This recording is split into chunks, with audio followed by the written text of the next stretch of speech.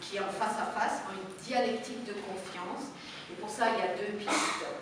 Favoriser les conditions de l'élaboration de l'autonomie, qui ne va pas sans une pédagogie de l'erreur et l'acceptation d'une prise de risque, il faut bien le dire, ce qui n'est pas forcément facile à vivre pour ceux qui accompagnent, mais surtout, premièrement, éviter tout ce qui pourrait entraver l'élaboration de cette autonomie.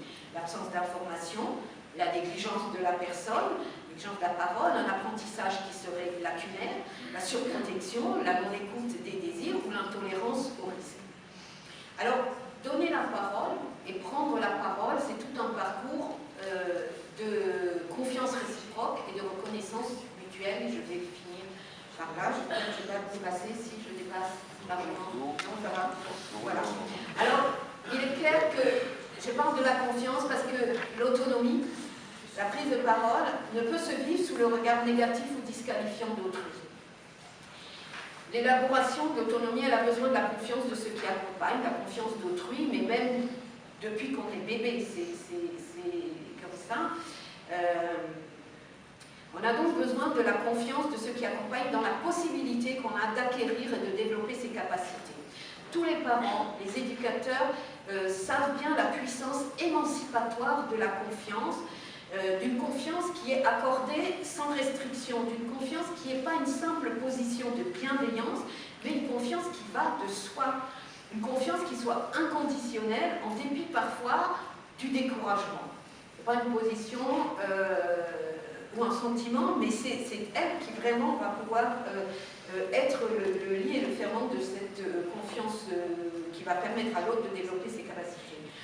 Alors, la confiance, elle permet le difficile parcours de reconnaissance qu'on est à tous appelés à faire, que l'on revendique. Voilà, être reconnu par l'autre comme digne d'existence, comme digne de persévérance, comme digne de parole, pouvoir se reconnaître dans le regard de l'autre et ensuite se reconnaître à ses propres yeux. Il faut être nommé pour pouvoir se nommer aussi. Alors, pour parler de la reconnaissance, je vais juste me référer assez brièvement, incomplètement, je m'en excuse, mais je peux vous renvoyer au livre de Paul Ricoeur, Parcours de la reconnaissance. Alors, reconnaître, c'est distinguer parmi d'autres. C'est aussi attester de la présence de l'autre, de l'existence, de la personnalité. Je le reconnais bien là, c'est bien lui. Voilà. Sur le film, je pense que certains ont dit « Ah, je me suis reconnu », etc. Reconnaître, c'est ça. Reconnaître renvoie aussi à l'imputabilité. Reconnaître son erreur. Je dois bien reconnaître que je me suis trompée. C'est aussi être reconnu coupable. Reconnaître, c'est aussi se reconnaître. Et Paul Ricoeur nous dit « Car c'est bien notre identité la plus authentique, celle qui nous fait être ce que nous sommes, qui demande à être reconnue, et à laquelle, bien souvent, le handicap peut faire écran dans la communication à l'autre, soit pour exprimer, soit pour que l'autre s'adresse à vous. Alors, on perçoit bien que dans tout ce parcours de reconnaissance, qui inclut l'attention à l'autre, déjà, l'écoute, l'ouverture à l'échange, la prise de parole, l'exercice d'une liberté avec toutes ses limites et ses victoires, l'apprentissage de la responsabilité malgré toutes ses frustrations. Alors je vais terminer par une phrase d'Hannah Arendt, qui est une phrase à laquelle je termine très souvent les cours d'éthique. Ça m'énerve de garder toujours la même phrase, mais elle dit tellement bien, je pense, des choses qui sont absolument essentielles pour nous. Elle nous dit car le monde n'est pas humain pour avoir été fait par des hommes. Il ne devient pas humain parce que la voix humaine y résonne, mais seulement parce qu'il est devenu objet de dialogue. Quelque intensément que les choses du monde nous affectent, quelque profondément qu'elles puissent nous émouvoir et nous stimuler, elles ne deviennent humaines pour nous qu'au moment où nous pouvons en débattre avec nos semblables.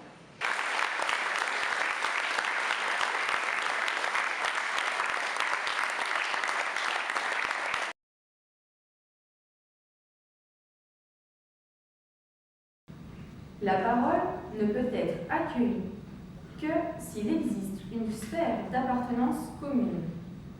Le langage employé et ce peut être le cas lorsqu'un professionnel s'adresse à une personne déficiente mentale, ne doit pas, ouvrez les guillemets, museler le sens, fermez les guillemets, comme le dit Fred Pochet, et laisser l'interlocuteur dans la perplexité, l'incompréhension, l'abattement, voire la colère.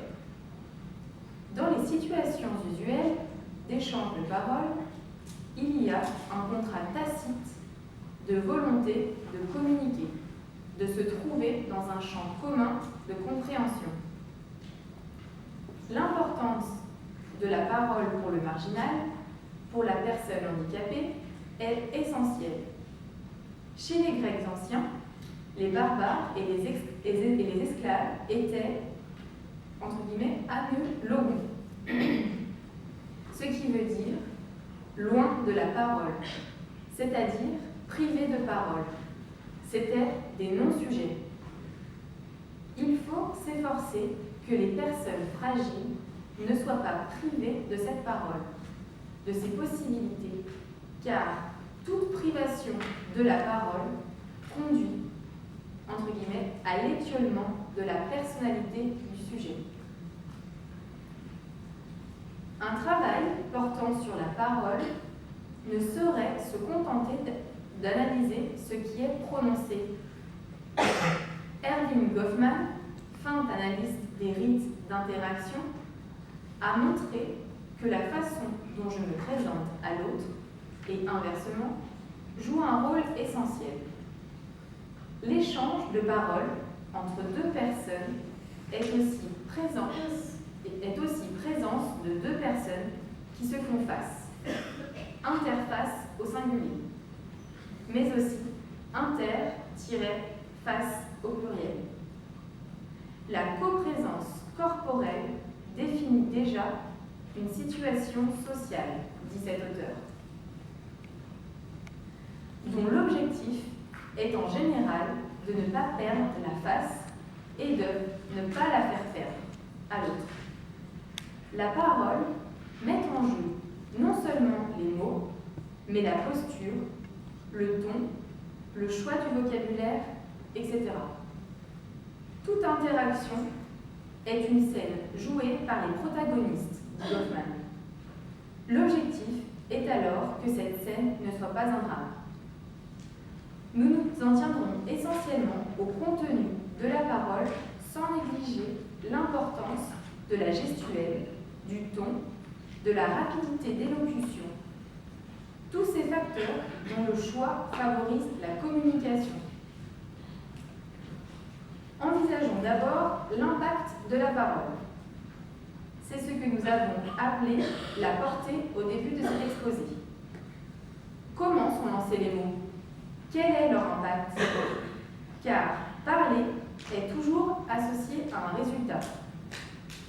Tout sujet parlant a une responsabilité et la visée éthique de la parole est, entre guillemets, de respecter l'autre comme sujet. On sait que la parole peut être blessante. Lorsqu'elle blesse, c'est qu'elle atteint son destinataire. C'est que la flèche s'est enfoncée. Elle n'est pas tombée à côté. Alors, il faut analyser. Il faut analyser l'auteur, l'intention et le récipiendaire. La parole voulait-elle blesser? A-t-elle blessé involontairement?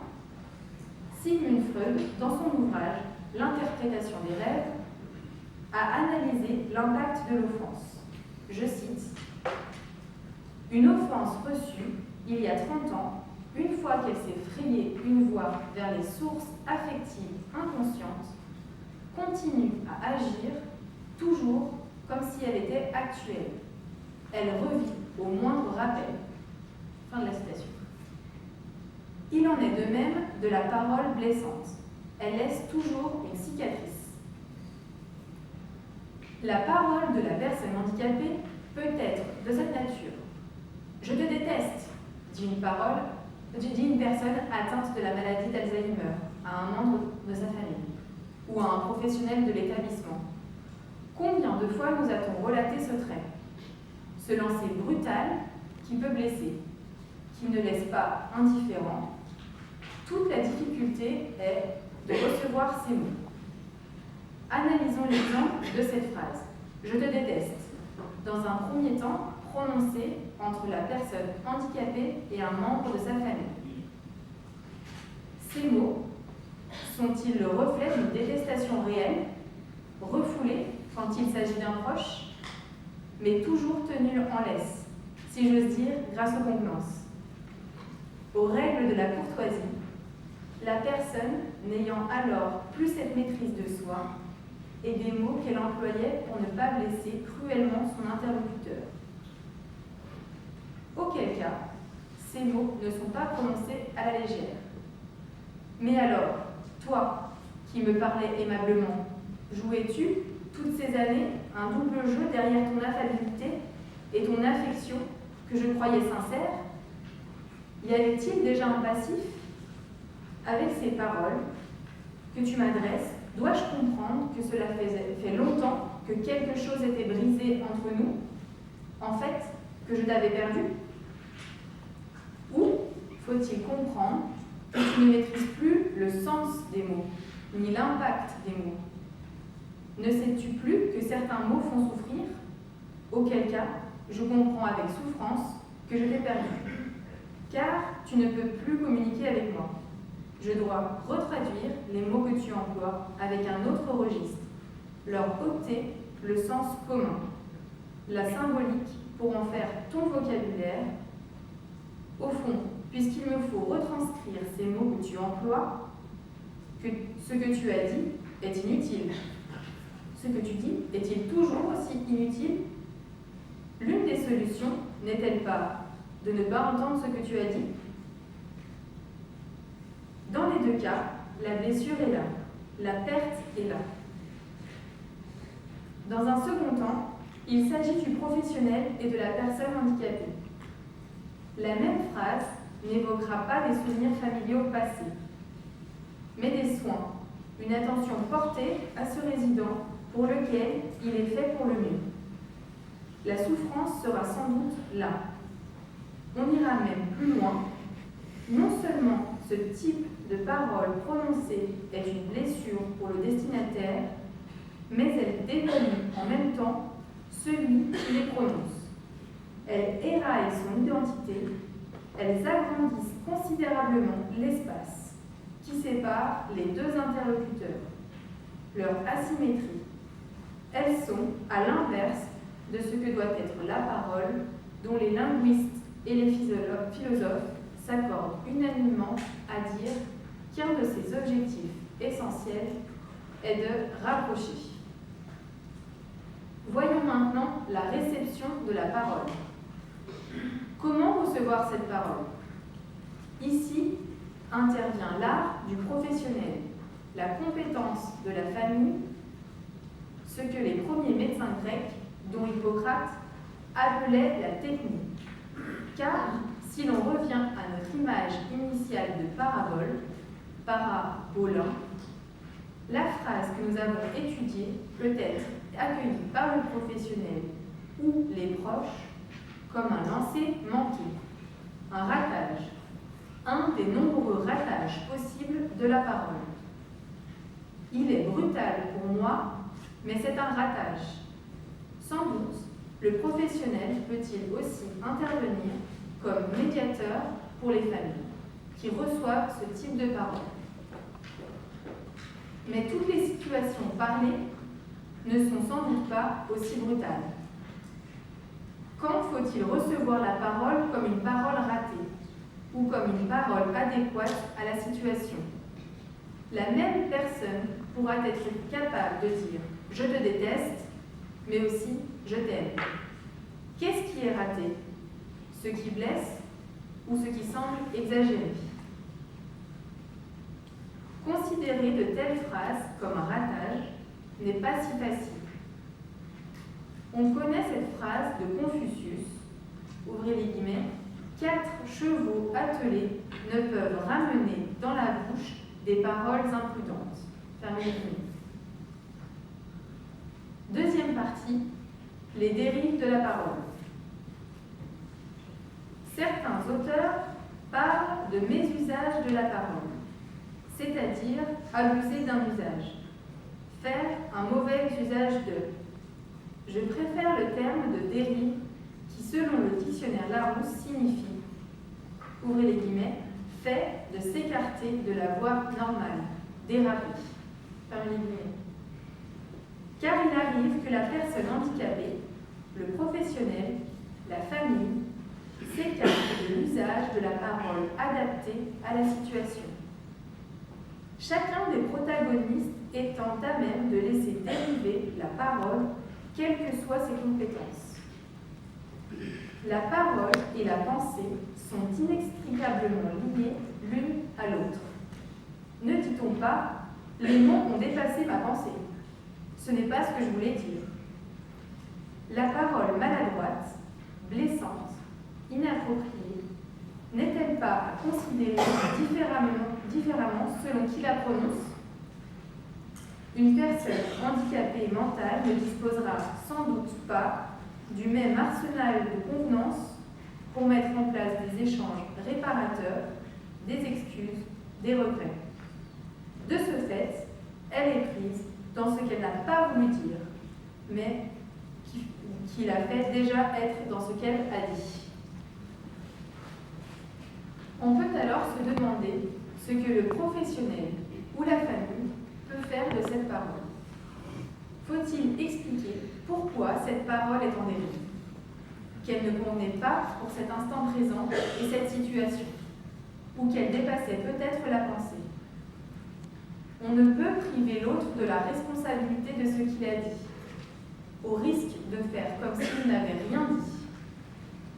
C'est parce que les professionnels et les familles possèdent, eux, les ressources réparatrices qu'ils peuvent être tentés ou obligés de parler à la place de l'autre. Comment conserver l'énergie, le temps, la patience nécessaires pour expliquer à la personne handicapée mentale que cette parole n'est pas appropriée, est déplacée, pas à sa juste place, en conservant pour le professionnel ou la famille une place qui ne soit pas celle d'un censeur? Comment décider ou justifier qu'il faille parler à la place de l'autre? Il est bien entendu impossible de bâtir un catalogue de toutes les situations de dérive de la parole, mais certaines d'entre elles me semblent emblématiques. Je voudrais en citer quelques-unes. Tout d'abord, la perte de sens.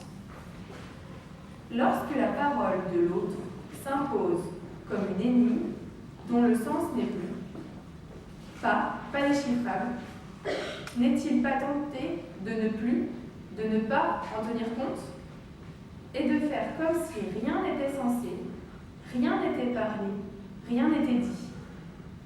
En quelque sorte, devant la faillite de l'intercompréhension, parfois vécue douloureusement dans le quotidien des professionnels et des familles, la parole se perd car l'un et l'autre des interlocuteurs ne trouvent de sphère d'appartenance commune. Mais est-il si simple de manifester à l'autre son incompréhension? Que veux-tu dire? Je ne vous ai pas bien compris. Je ne comprends pas ce que tu me demandes. Faut-il laisser parler et écouter cette personne handicapée dont les paroles sans signification s'apparentent, pour moi, au bruit, mais qui peut être pour elle un des instants importants de sa journée? Si nous reprenons l'image de l'interface comme frontière, il s'agit d'un mur infranchissable. Et pourtant, il est très difficile de ne pas recevoir ce qui semble m'être adressé. Car cette personne en face de moi parle. Elle prononce des mots qui sont, pour moi, comme ceux d'une langue étrangère. Ces mots ne permettent pas une rencontre. Seule notre coprésence est rencontre. À moins que, pour cette personne handicapée, les mots qu'elle m'adresse, mais qui ne font pas sens pour moi, soient sa façon de me rencontrer. quelle peut être l'attitude du professionnel ou de la famille quand on ne se comprend pas? Laisser parler? Écourter la durée de la situation? Demander une répétition? Une nouvelle formulation? Ou tout simplement parler aussi, non pas à la place, mais à côté de cette personne, parce qu'elle attend de moi des paroles. Les linguistes insistent pour dire que le sens du mot n'est jamais totalement fixé. Le dictionnaire, ouvrez les guillemets, ne présente qu'un répertoire de valeurs moyennes et comme statistiques, fermez les guillemets. Le mot est toujours partiellement, ouvrez les guillemets, créé chaque fois qu'il est émis. Fermez les guillemets, ajoute Georges Bursdorf. Le mot employé par une personne déficiente mentale peut être totalement éloigné du sens statistique et n'avoir de signification que pour elle-même. Il est tentant, voire nécessaire, pour le professionnel de substituer à cette parole, dénuée de sens, un énoncé qu'il estimerait reflétant au moins mal ou, au mieux, ce qu'a voulu dire la personne handicapée. Intéressons-nous maintenant à un autre exemple, le décalage du sens. Parfois, ce n'est pas le sens qui manque, mais le décalage du sens qui se manifeste. Une parole qui ne convient pas à la situation ou qui n'apporte rien. Tu parles, mais tu ne dis pas ce qui convient. Ce que tu dis a un sens en soi, mais ce n'est pas l'occasion de présenter ces mots. Tu aurais mieux fait de te taire alors. Si cette parole ne vaut pas la peine d'être prononcée, vaut-elle la peine d'être écoutée? N'y a-t-il pas là l'occasion ou même la nécessité de parler à la place de cette personne qui n'a pas su trouver les mots adaptés à la situation et les a remplacés par cette énonciation inconsistante? Mais est-ce bien le rôle du professionnel ou de la famille? En effet, pour une personne handicapée, n'est-il pas crucial de saisir comme une chance cette occasion de s'exprimer, peut-être de s'entendre parler? Oui, c'est bien moi qui parle. Je suis à égalité avec toi, car je dis des choses. Car ce qui est de l'ordre du disciple ne révèle-t-il pas, par le simple fait d'être partagé avec l'autre, toute son importance pour le locuteur handicapé? Dans ce cas, il y a des choses qui circulent de part et d'autre de la frontière, avec plus ou moins de clarté. Moi, le professionnel, je ne comprends pas tout, mais tu me parles. Me comprends-tu à ton tour? La parole permet la quantification. C'est la possibilité d'évaluer, de comparer. Encore faut-il que derrière les mots, la représentation soit la même. Lorsque la personne handicapée n'est plus en mesure d'évaluer la quantité d'une grandeur, on n'est pas pressé. C'est au professionnel qu'il revient de parler pour elle. Dépêche-toi, tu n'as pas le temps. Mais en parlant ainsi, le professionnel limite, entrave la liberté d'agir de son interlocuteur en imposant son évaluation. Pourtant, ces mots peuvent être nécessaires, voire indispensables pour la sécurité de la personne. De telles situations soulignent la minceur et la fragilité de l'interface possible, d'autant plus grande que les disjonctions de sens se manifestent. Il n'est pas rare que la personne âgée ou atteinte de troubles mentaux, la personne handicapée, se répète. Lors de moments différents, les mêmes souvenirs, les mêmes anecdotes racontées d'innombrables fois. S'agit-il du besoin d'exalter des faits de son passé, de vouloir à tout prix les communiquer aux professionnels ou à des personnes de sa famille, besoin d'être entendu, peut-être de rappeler l'importance d'avoir pu manifester sa présence? De telles choses se sont passées et j'étais là. Faut-il priver la personne atteinte de troubles, du vieillissement ou d'autres pathologies de cette joie de se raconter? Car le récit de soi fait partie des jalons qui structurent son identité et peuvent la maintenir en cas de trouble, même si la patience des professionnels ou des proches est mise à rude épreuve. Ce peut être aussi, lors du même échange verbal, des mots ou des phrases répétées sans qu'il semble en exister une raison. Comment accueillir cette parole maintes fois entendue sans marquer l'impatience ou l'exaspération? Ce peut être aussi des onomatopées, des répétitions de mots, d'adverbes qui infantilisent l'énonciation. La personne ne s'entendrait-elle plus? A-t-elle un réel besoin de cette résonance sonore? Peut-on l'aider à reformuler ses propos pour qu'elle ne perde pas autant la face? Parler à la place de l'autre peut conduire à vouloir le faire taire puisque ce qui est dit est déjà connu. Il n'est pas aisé pour le professionnel ou les proches de s'effacer ou de prendre la parole devant la parole répétitive, indice supplémentaire du trouble, de la maladie, du handicap. Poursuivons nos exemples avec la parole usurpée. Nous pouvons rencontrer cette situation lorsqu'un tiers est présent avec la personne handicapée. Il n'est pas rare alors que cette dernière soit privée de sa parole, parce que l'autre se juge plus compétent pour s'exprimer, voire pour exprimer les besoins de cette personne. Celle-ci est alors mise sur la touche. Elle fait partie des fameux logons dont nous parlions plus haut, de ces non-sujets puisqu'ils ne sont pas sollicités. J'irai plus loin en disant que cette usurpation de parole est la traduction d'une usurpation de la pensée. La frontière est franchie. Il n'y a pas échange de paroles entre deux entités différentes. Il y a envahissement. Je m'installe chez toi pour que tu me dises ce que j'ai envie d'entendre. Alors, je parle non seulement à ta place, mais dans ta place. Sans doute, la connaissance et la délicatesse des proches, des professionnels, est-elle le meilleur garant pour une telle usurpation?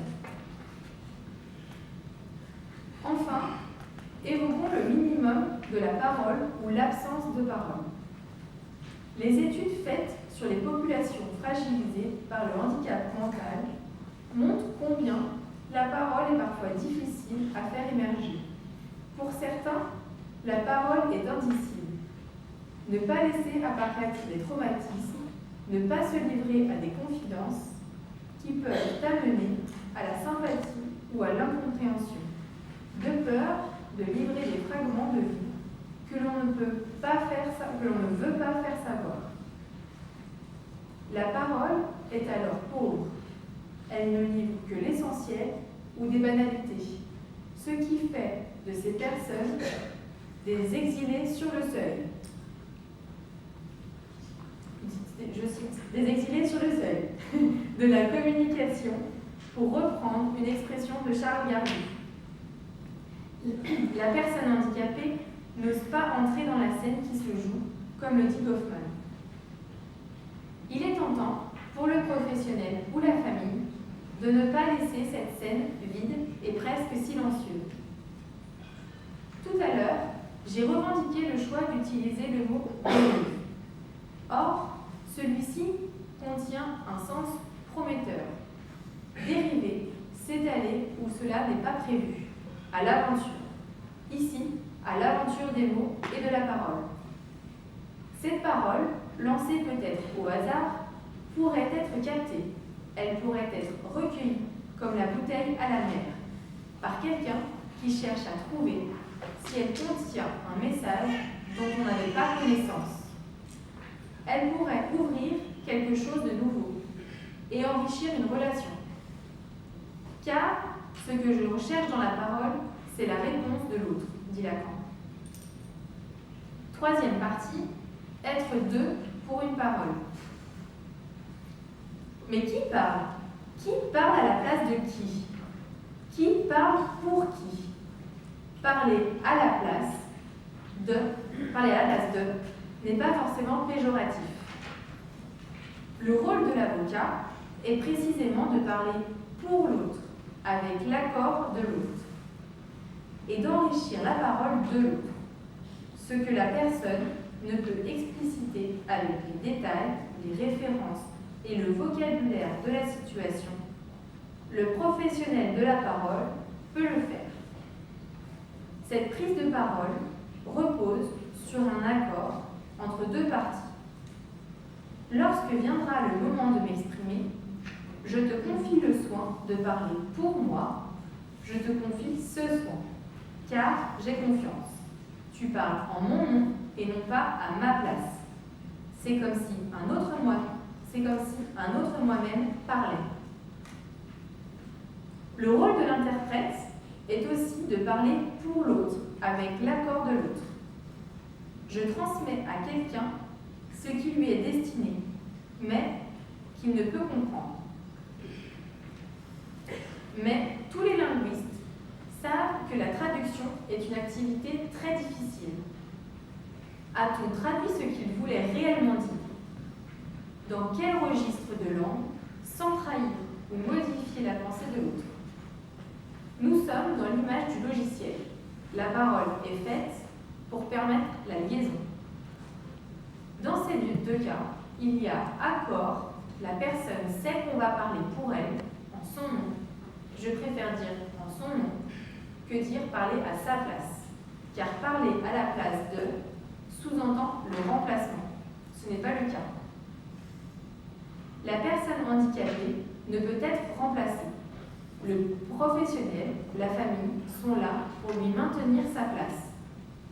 L'éthique de la parole ne doit-elle pas alors être de lui laisser la plus grande place possible? Lorsqu'il y a risque pour l'interlocuteur le plus vulnérable de perdre la face, la parole de l'autre est une protection. Il s'agit qu'elle ne soit pas imposée, mais qu'elle intervienne comme une aide possible dans des situations précises que seule permet la connaissance de la personne. Je parle pourquoi, car je crois savoir ou je pense savoir ce que tu veux dire, et je te prête mes mots. Ici intervient sans doute la qualité des professionnels et des familles, ce qui est loin d'être le cas des personnes que l'on peut rencontrer aléatoirement. Une personne handicapée dans des situations courantes dans différents espaces sociaux. Le professionnel ou les proches peuvent devenir à la fois l'interlocuteur et l'avocat de l'autre. Est-ce que c'est ça que tu veux me dire? Car moi, je comprends cela.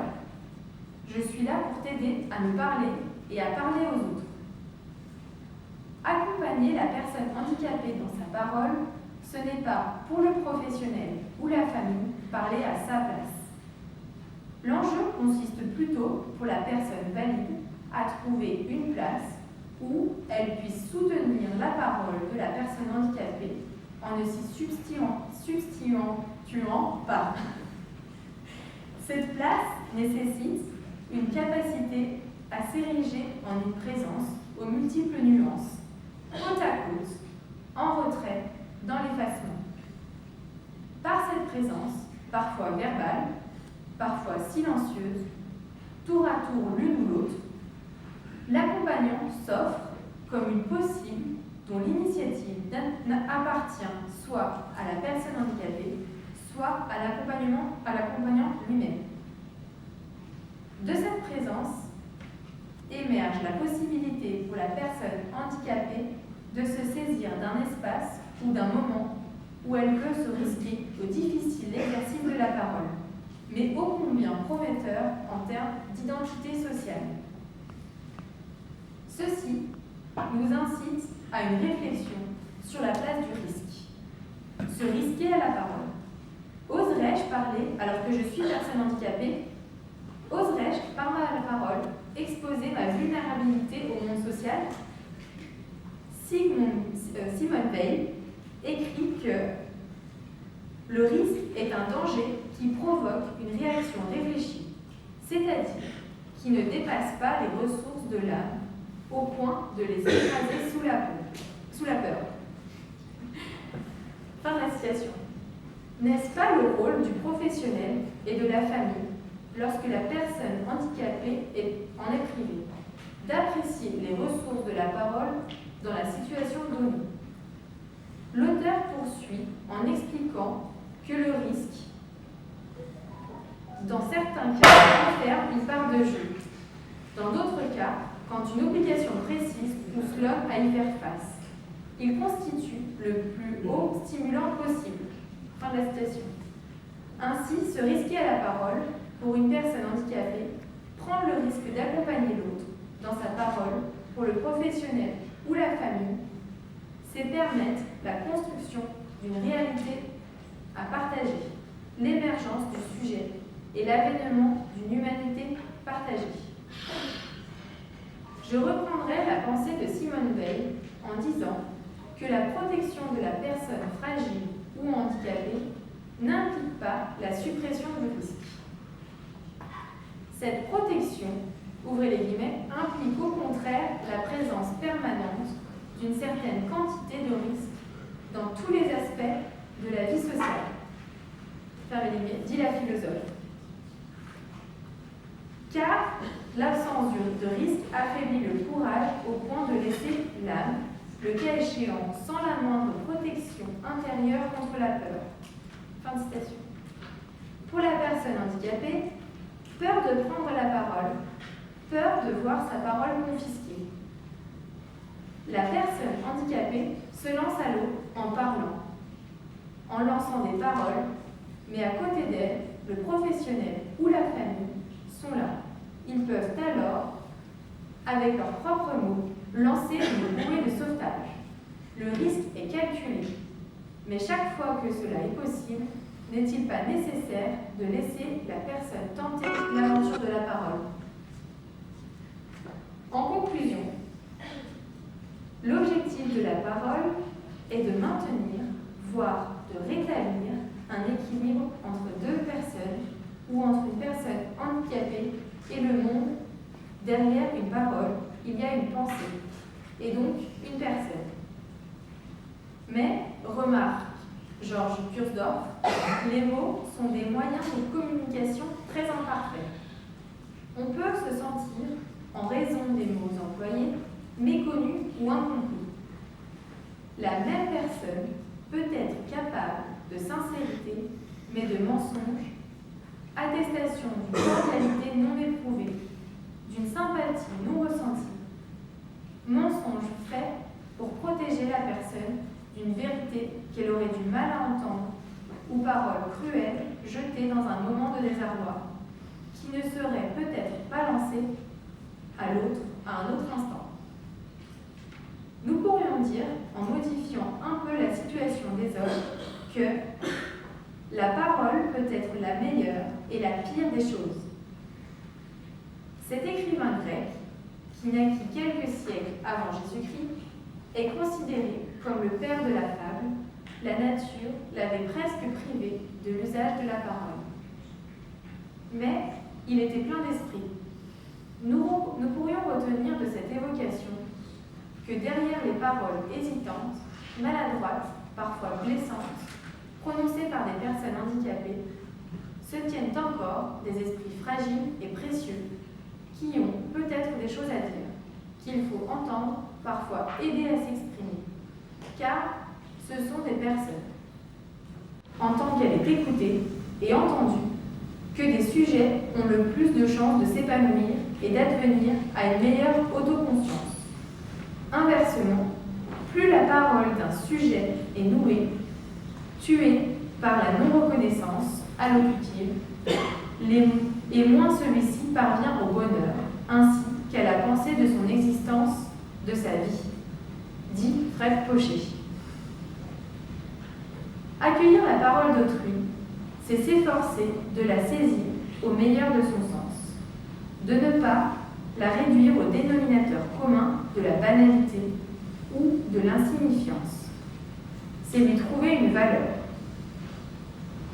Ouvrez les guillemets, chaque parole, proférée ou entendue, est la chance d'un éveil, peut-être d'un appel auquel je n'avais peut-être pas été sensible, dit Georges Burdorf. Accueillir la parole maladroite, déplacée, parfois blessante, de la personne handicapée mentale, c'est faire preuve de l'hospitalité.